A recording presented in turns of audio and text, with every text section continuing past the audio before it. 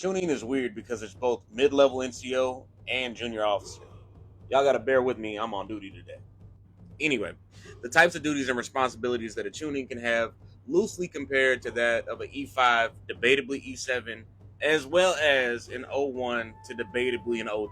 I'm in the American military, so I can only speak anecdotally to that experience. I love how clear the criteria is for Chunin selection, while still leaving enough room for plot cheese. I also appreciate that the exam actually reflects the qualities needed to become a Chunin, cutting the people who don't meet that standard, and promoting those who reflect them, whether they win or lose. You can kind of infer that a Chunin's core competencies are things like level of knowledge and critical thinking, survival, adaptability, information gathering, as well as things like devotion to duty. Let's not forget combat skill, tactical competency, and leadership skill, debatably. The competition aspect mirrors the military pretty well because you're typically promoted based on how far above the curve you are over your peers, depending on your specialty, with some specialties promoting a little bit more often than others, but that's a whole different part. The first Chunin that we meet is Aruka, and he's performing the duties of an instructor, which is pretty common for E5s to E7s across the service.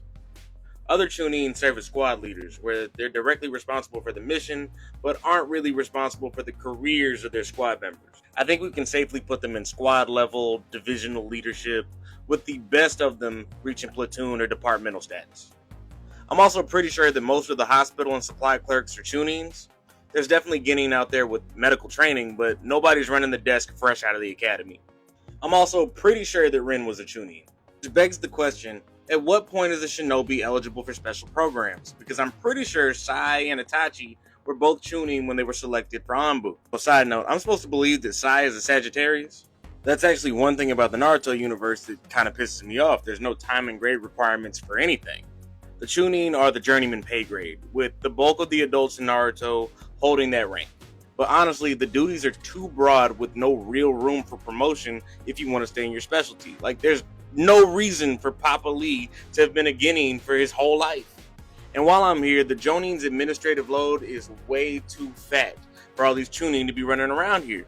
I genuinely don't see a reason for Genin squads to be exclusively led by Jonin when a seasoned Chunin could probably do the job just as well.